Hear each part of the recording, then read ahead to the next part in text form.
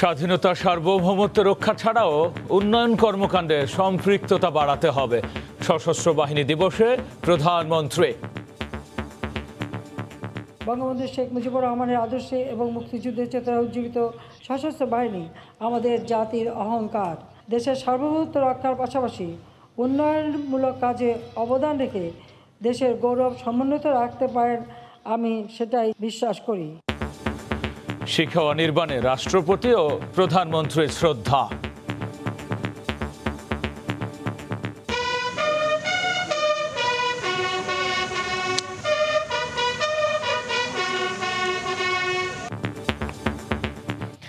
দেখছিলেন প্রধান শিরোনাম। রাতের সময়ে সঙ্গে আছি আমি গোলাম রাব্বি। এবার অন্যান্য শীর্ষ সংবাদ। বেগম জিয়ার বিদেশে চিকিৎসার অনুমতি না দিলে পদত্যাগের হুমকি বিএনপি এমপিদের। স্বরাষ্ট্রমন্ত্রীর কাছে জোট নেতাদের আবেদন, সরকার পতনের হুঁশিয়ারি মির্জা ফখরুলের। এবং লাইসেন্স ছাড়াই মোবাইল কোম্পানিগুলোর কন্টেন্ট ইউটিউবে যাওয়া বেআইনি। অ্যাটকোর সভায় তথ্যমন্ত্রী। সেট টপ বক্সের দাম বেশি রাখলেই ব্যবস্থা।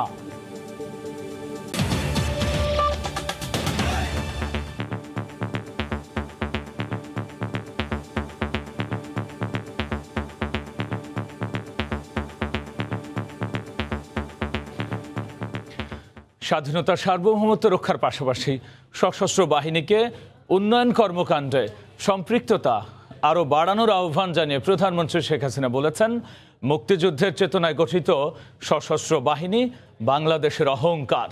বিকেলে সশস্ত্র বাহিনী দিবস উপলক্ষে সংবর্ধনা অনুষ্ঠানে গণভবন থেকে ভার্চুয়ালি যুক্ত হয়ে তিনি আরও বলেন, অত্যাধুনিক যুদ্ধাস্ত্র সংযোজনের মাধ্যমে সক্ষমতা বেড়েছে তিন বাহিনীর। রোববার সকালে ভাবগাম্ভীর্যের মধ্য দিয়ে শুরু হওয়া সশস্ত্র বাহিনী দিবসের বিকেলে রীতি অনুযায়ী সেনাকুঞ্জে বর্ণাঢ্য সংবর্ধনার আয়োজন করা হয়। জাতীয় সঙ্গীত বাজিয়ে রাষ্ট্রীয় সালামে অভিবাদন জানানো হয় গণভবন থেকে ভার্চুয়াল মাধ্যমে যুক্ত প্রধানমন্ত্রী শেখ হাসিনাকে। সেনাকুঞ্জ প্রান্ত থেকে সরকার প্রধানকে সম্মান জানান স্পিকার শিরিন শারমিন চৌধুরী সহ তিন বাহিনী প্রধান ও সংশ্লিষ্টরা। প্রতিরক্ষা মন্ত্রী শেখ হাসিনা তার বক্তব্যে তিন বাহিনীর উন্নয়নে গেল এক যুগের অগ্রযাত্রা তুলে ধরেন। একটা দীর্ঘমেয়াদী পরিকল্পনার মাধ্যমে সশস্ত্র বাহিনীর আধুনিকায়ন, সম্প্রসারণ ও উন্নয়নের কাজ করে যাচ্ছি। গত 13 বছরে আমরা আমাদের সশস্ত্র বাহিনীর আধুনিকায়নের ক্ষেত্রে যথেষ্ট অগ্রসর হয়েছি। আমরা সন্ত্রাসবাদ ও সহিংস উগ্রবাদের বিরুদ্ধে জিরো টলারেন্স নীতি গ্রহণ করেছি। বর্তমান বিশ্ব শান্তি প্রতিষ্ঠায় আমরা আবার সর্বোচ্চ শান্তিরক্ষী প্রদানকারী দেশ হিসেবে গৌরবের স্থানটি ধরে রাখতে সক্ষম হয়েছি। প্রতিরক্ষার পাশাপাশি বাংলাদেশের সশস্ত্র বাহিনী আর্থসামাজিক উন্নয়নেও জোরালো ভূমিকা পালন করছে বলেও উল্লেখ করেন সরকার প্রধান। দেশের সার্বভৌমত্ব রক্ষার পাশাপাশি উন্নয়নমূলক কাজে অবদান রেখে দেশের গৌরব সমুন্নত রাখতে পারেন, আমি সেটাই বিশ্বাস করি। 21 শতকের চ্যালেঞ্জ মোকাবিলায় প্রতিরক্ষা বাহিনীতে কর্মরত দায়িত্বশীলদের আরও উপযোগী হয়ে গড়ে ওঠারও আহ্বান জানান প্রধানমন্ত্রী শেখ হাসিনা। সশস্ত্র বাহিনী আমাদের জাতির অহংকার। দেবাশিস রায়, সময় সংবাদ, ঢাকা। এর আগে শিখা অনির্বাণে স্বাধীনতা যুদ্ধে আত্মোৎসর্গকারী সশস্ত্র বাহিনীর সদস্যদের স্মৃতির প্রতি শ্রদ্ধা জানান রাষ্ট্রপতি ও প্রধানমন্ত্রী। এ সময় সরকার প্রধান বলেন, সবার সম্মিলিত প্রচেষ্টায় অর্জিত বাংলাদেশ কখনো ব্যর্থ হতে পারে না।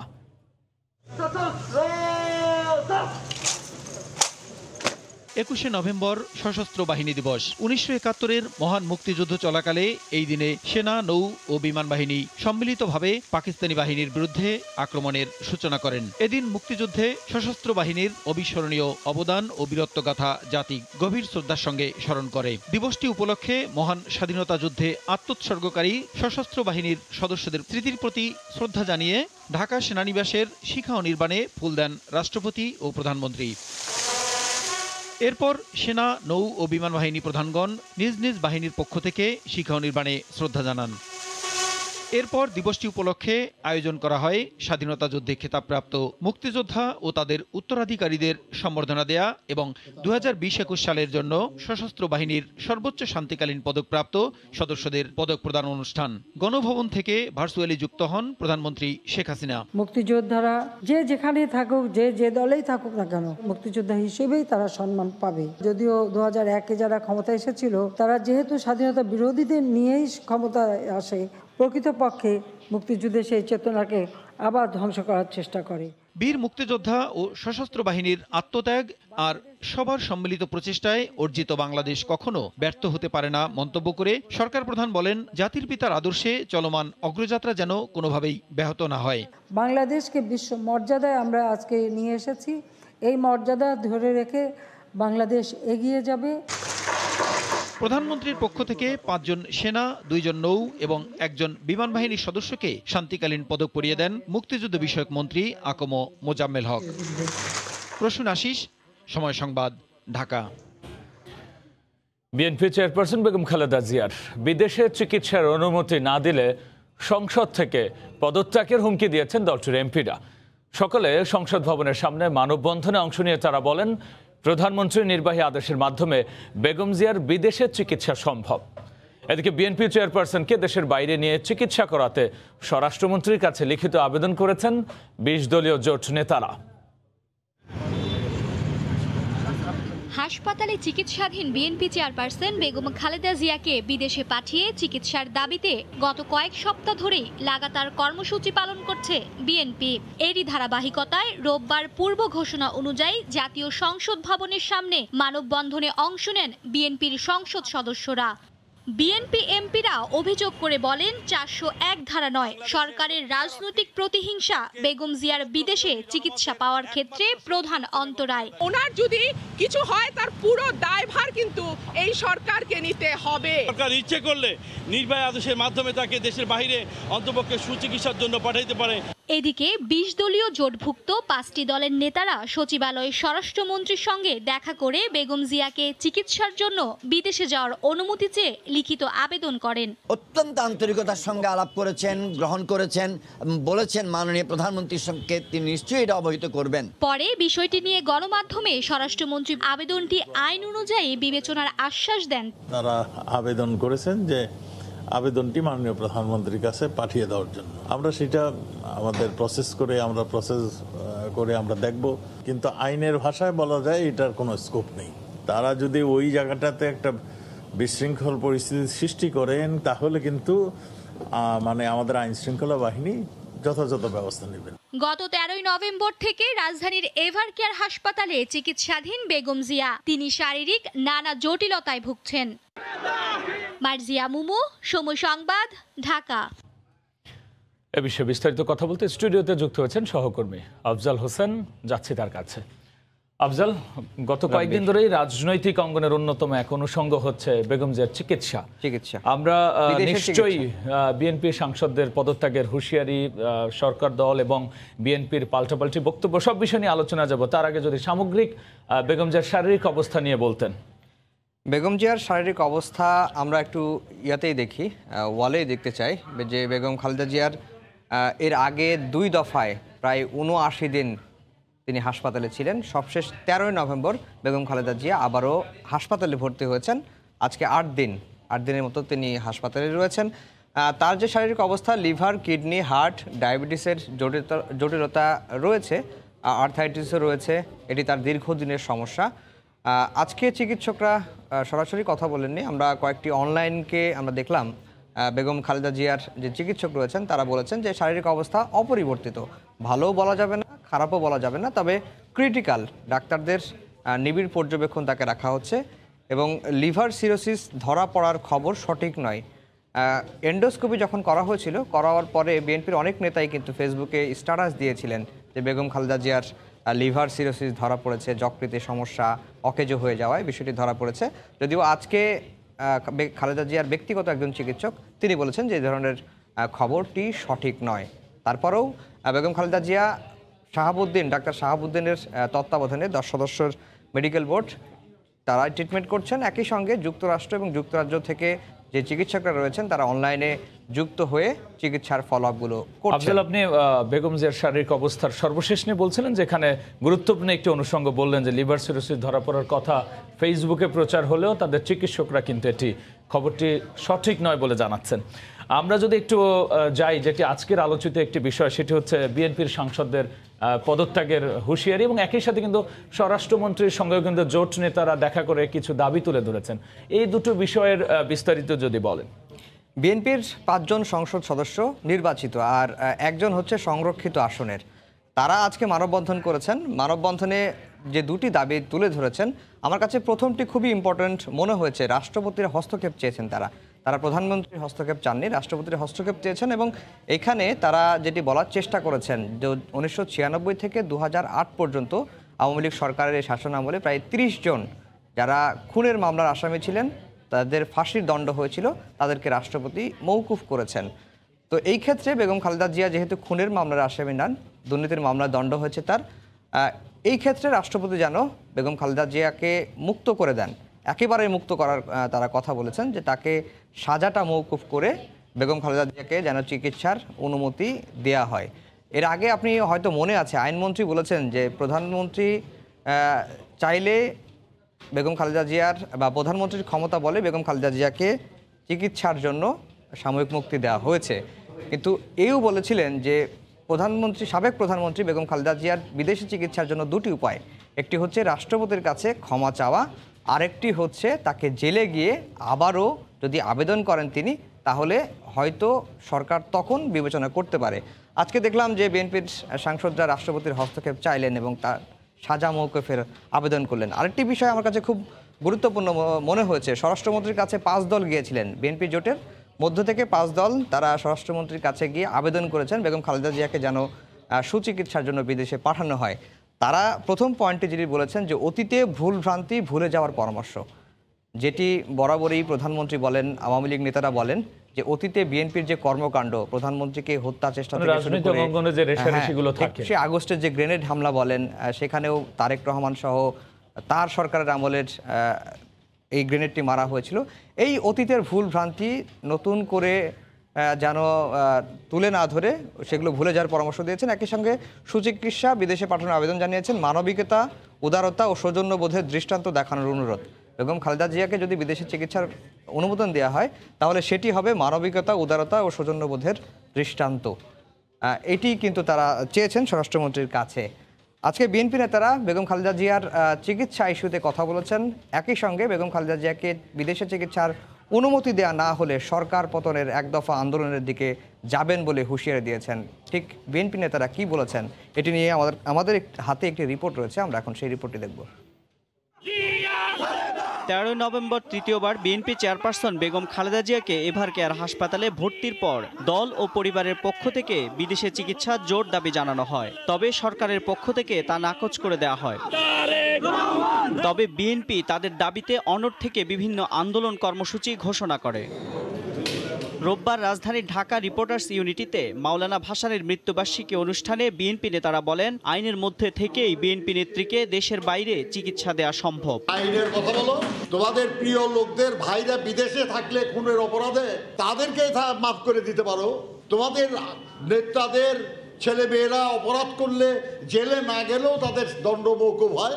আর আইনে লেখা আছে নির্বাহী আদেশ তুমি সেই অনুযায়ী সংশোধন করতে পারো না। দেশনেত্রী বেগম খালেদা জিয়া বিনা কারণে জেলে এবং আজকে মৃত্যু পথযাত্রী।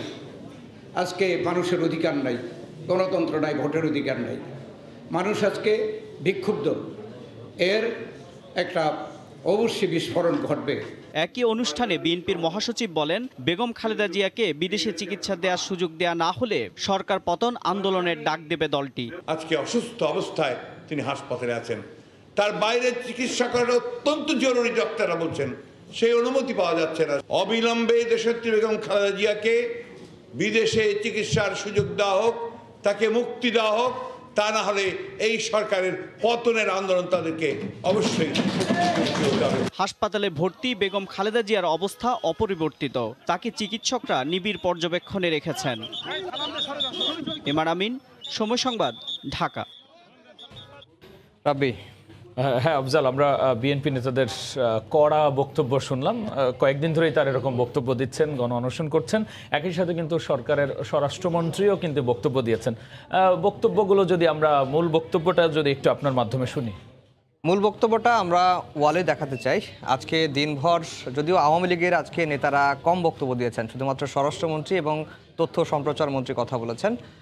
সোমবার সারা দেশে বিএনপির বিক্ষোভ, পূর্ব ঘোষিত কর্মসূচি। আগামীকাল সকাল 10টায় এই বিক্ষোভটি শুরু হবে প্রেস ক্লাবের সামনে থেকে। ঢাকায় নেত্রীকে বিদেশে চিকিৎসার সুযোগ না দিলে সরকার পতনের এক দফা আন্দোলন বা গণ আন্দোলনের দিকে যাবে বিএনপি, এই কথা বলছে।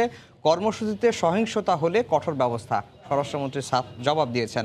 বেগম জিয়ার পরিবারের আবেদন পাঠানো হবে প্রধানমন্ত্রীর কাছে, এটিও স্বরাষ্ট্রমন্ত্রী বলেছেন। আর তথ্য সম্প্রচার মন্ত্রী বলেছেন বিএনপি চায় না খালেদা জিয়া সুস্থ হোক।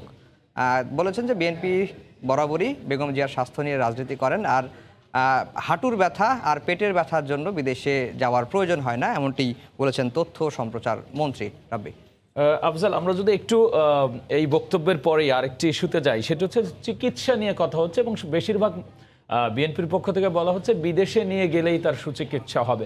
বিদেশে তো কোনো বিদেশি চিকিৎসকই চিকিৎসা করাবেন, সেক্ষেত্রে কি তারা এরকম কোনো চিন্তা করেছেন? বা এরকম একটি কথা উঠেও আসছে যে বিদেশি চিকিৎসকদের দেশে এনে তাকে কোনো চিকিৎসা আইনমন্ত্রী বলেছেন যে বিদেশ থেকে যদি বিএনপি সরকার বিদেশ থেকে যদি বিএনপি কোনো চিকিৎসক নিয়ে এসে খালেদা জিয়া চিকিৎসা করাতে চান, এক্ষেত্রে কোনো আপত্তি নেই।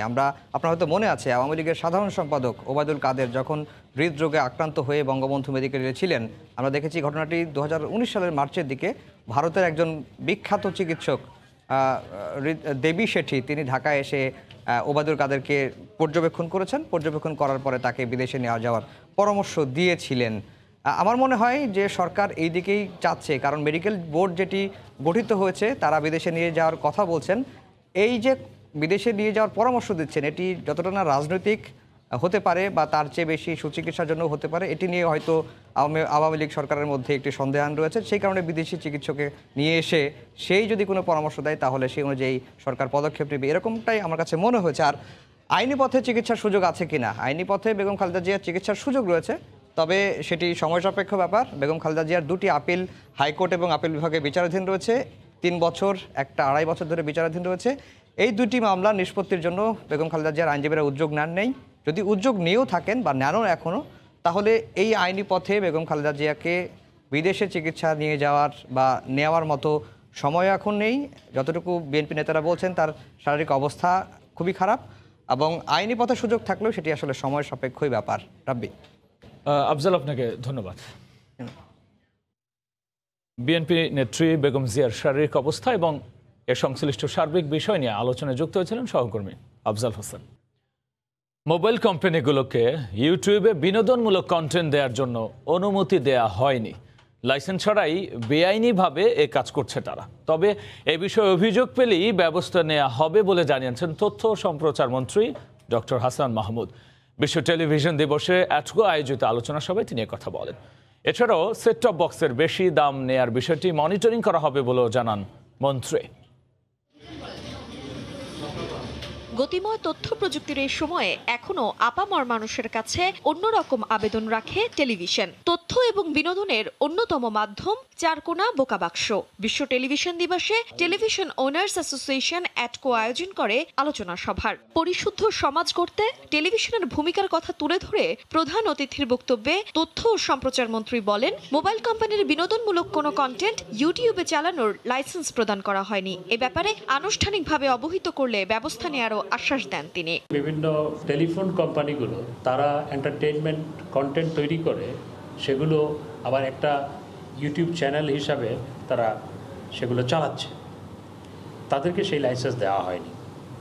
আমি সেই জন্যে বিটিআরসি এবং টেলিকম মিনিস্ট্রিকে আমরা বেশ কয়েকবার চিঠি দিয়েছি। লাইসেন্সের শর্ত ভঙ্গ করে কেউ কিছু করবে, সেটি হতে পারে না। এই টেলিভিশন শিল্পকে সমাজ গঠনে, ব্যক্তি জীবন গঠনে এবং আমাদের নতুন প্রজন্মকে প্রত্যয়ী করার ক্ষেত্রে কাজে লাগাতে পারি।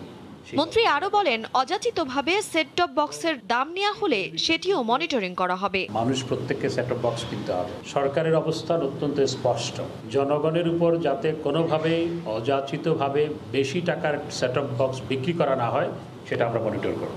আকাশ সংস্কৃতির প্রভাব থেকে দূরে রেখে নতুন প্রজন্মকে দেশপ্রেমে উদ্বুদ্ধ করতে ভূমিকা রাখতে দেশীয় টেলিভিশন চ্যানেলগুলোর প্রতি অনুরোধ মন্ত্রীর। অনুষ্ঠানে অ্যাটকোর পরিচালক ও সদস্যরাও উপস্থিত ছিলেন। তানজিলা খান মিম, সময় সংবাদ, ঢাকা। আপাতত নিষ্পত্তি হলো আলোচিত জাপানি 2 শিশুর মামলা। 1 শিশু থাকবে জাপানি মায়ের কাছে আর 2 শিশু থাকবে বাংলাদেশের বাবার কাছে। তবে মা তার 2 সন্তানের সঙ্গে জাপান থেকে এসে বছরে 3 বার 10 দিন করে থাকতে পারবেন। সেক্ষেত্রে খরচ হিসেবে 10 লাখ টাকা দিতে হবে বাবাকেই। আইনজীবী বলছেন 2 শিশু বাবার কাছে থাকার ইচ্ছা জানানোয় আদালত এ রায় দেন। জাপানি 2 শিশু কার কাছে থাকবে এ নিয়ে গত 3 মাস ধরে চলছিল আইনি লড়াই। জাপানি মা, বাংলাদেশি বাবা কেউ কাউকে ছাড় দিতে নারাজ। এ নিয়ে কয়েক দফা সমঝোতা বৈঠক হলেও তাও ভেস্তে গেছে। সপ্তাহে 3 দিন বাবা, 4 দিন মা, এভাবে করেও সুরাহা হয়নি। এই 2 শিশু বাবার কাছেই থাকবেন বলে রোববার রায় দিলেন দেশের উচ্চ আদালত। আদালত বলেছেন 3 বার শিশুদের ডেকে জিজ্ঞাসা করা হয়েছে তারা কার কাছে থাকতে চান। 3 বারই বাবার কথা বলেছেন। তবে জাপানি মা বছরে 1 মাস 2 শিশুর সঙ্গে সময় কাটাতে পারবেন। এজন্য মাকে আসতে হবে বাংলাদেশে, আর এই খরচ ব্যয় করবেন শিশুদের বাবা। 10 দিন করে মা বাংলাদেশে আসতে পারবে, এসে বাচ্চাদের সঙ্গে থাকতে পারবে। বছরে 3 বার এই সমস্ত খরচ বহন করবে বাবা। বিগত এই কয়েক মাস বাংলাদেশে থেকে তিনি যে আইনি লড়াই করেছেন, এই সময় তার যে খরচ হয়েছে, এই বাবদ আগামী 7 দিনের মধ্যে বাবা মাকে 10 লক্ষ নগদ টাকা পরিশোধ করবেন। আইনজীবীরা বলছেন এ রায়ে বাবা মা নয়, জিতেছে 2 শিশু। এখানে বাবা মার জিত বা হার এটা কিছুই না, এটা হলো বাচ্চাদের জিত। বাচ্চারা কোথায় থাকতে চান, কোথায় বাচ্চারা ভালো থাকতে চান, সুস্থ থাকতে চান, স্বাভাবিক থাকতে চান, এটা বাচ্চারা বেছে নিয়েছে। বাবা হলো পক্ষ, বাচ্চারা হলো এখানকার আলোচনার বিষয়। এখানে একজন হ্যাপি, আরেকজন অখুশি, একজন খুশি, এই বিবেচনার চাইতেও বেশি ইম্পর্টেন্ট হলো এই বাবা মার দ্বন্দ্ব কমে যাক, এটাই আমরা সবাই চেয়েছিলাম। 2008 সালে জাপানি নাগরিক নাকানো এরিকোকে বিয়ে করেন শরীফ ইমরান। 12 বছরের সংসারে তাদের 3টি কন্যা সন্তান হয়। এরপর পারিবারিক টানাপোড়েনে বিচ্ছেদ হয় তাদের। 2 শিশুকে নিয়ে ঢাকায় চলে আসেন বাবা।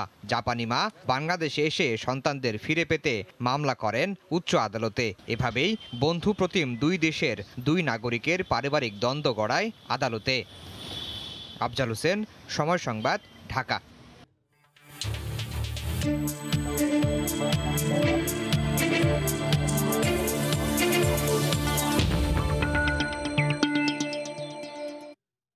নাটোরের সিংড়ার পরিত্যক্ত জায়গায় গড়ে উঠেছে Sheikh Kamal IT training and incubation centre, যাকে বলা হচ্ছে ভবিষ্যৎ প্রজন্মের প্রযুক্তিমুখী কর্মসংস্থানের নিশ্চিত ঠিকানা।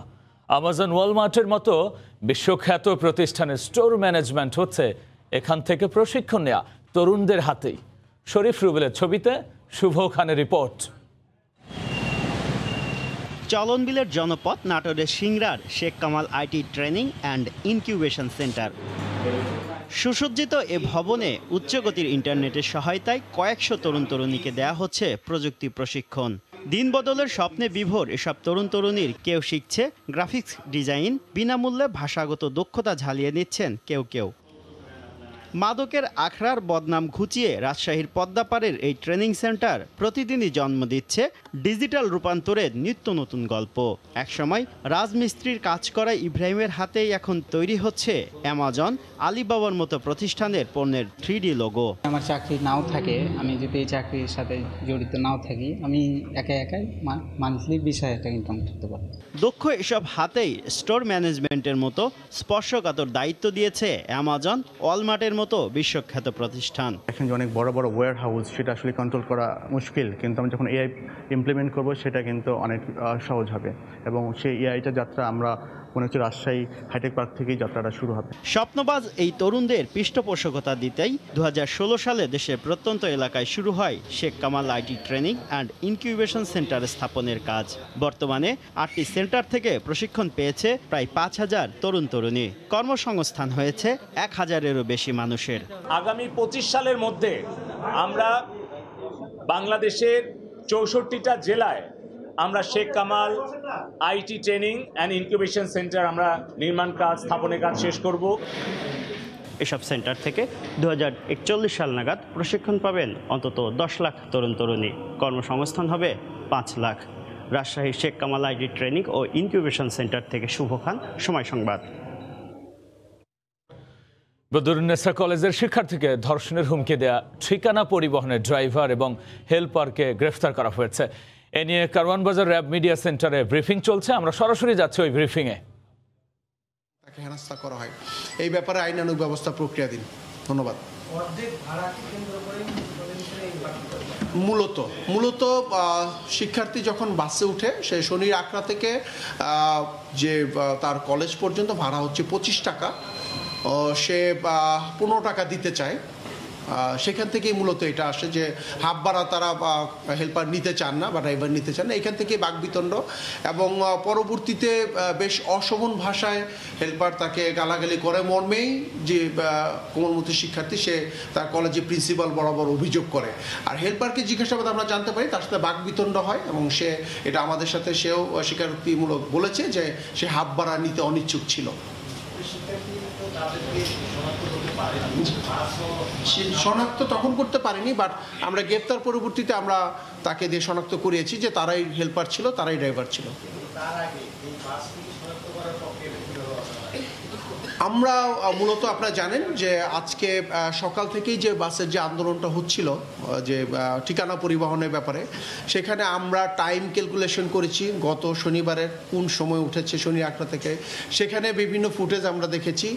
তারপরে আমাদের গোয়েন্দা দল আজকে সকাল থেকেই যে নারায়ণগঞ্জ সিদ্ধিরগঞ্জ এলাকা বা বাসের ডিপো এলাকা সেখানে আমরা তদন্ত করেছি এবং পরবর্তীতে আজকে সন্ধ্যায় তারা কিন্তু ঘটনা যখন সকাল থেকে শিক্ষার্থীরা কোমলমতি শিক্ষার্থীরা যে আন্দোলন করছিল, তারা তাদের দাবি আদায়, তাদের সাথে অশোভন আচরণের ব্যাপারে যখন দাবি আন্দোলন যারা করছিল তারা আলটিমেটাম দিচ্ছিল 24 ঘন্টা, তখন তারাও পালিয়েছিল, তারাও লুকিয়েছিল। পরবর্তীতে আমাদের গোয়েন্দা দল র্যাব 10 আভিযানিক দল তাদেরকে গ্রেপ্তার করতে সক্ষম হয়। বদরুন্নেসা কলেজের শিক্ষার্থীকে ধর্ষণের হুমকি দেওয়া ঠিকানা পরিবহনের ড্রাইভার এবং হেল্পারকে গ্রেফতারের ঘটনা নিয়ে ব্রিফ করছিল র্যাবের মিডিয়া সেন্টার। আমরা এতক্ষণ সরাসরি সংযুক্ত ছিলাম সেখানে। এ পর্যায়ে শীর্ষ সংবাদ জানিয়ে দিচ্ছে আরও একবার।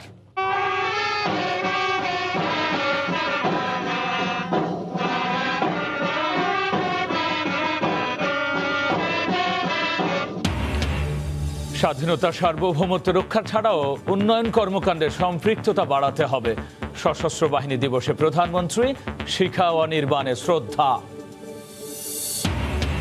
এবং বেগম জিয়ার বিদেশে চিকিৎসার অনুমতি না দিলে পদত্যাগের হুমকি বিএনপি এমপিদের। স্বরাষ্ট্রমন্ত্রীর কাছে জোট নেতাদের আবেদন, সরকার পতনের হুঁশিয়ারি মির্জা ফখরুলের। এই ছিল রাতের সময়, সঙ্গেই থাকুন সময়।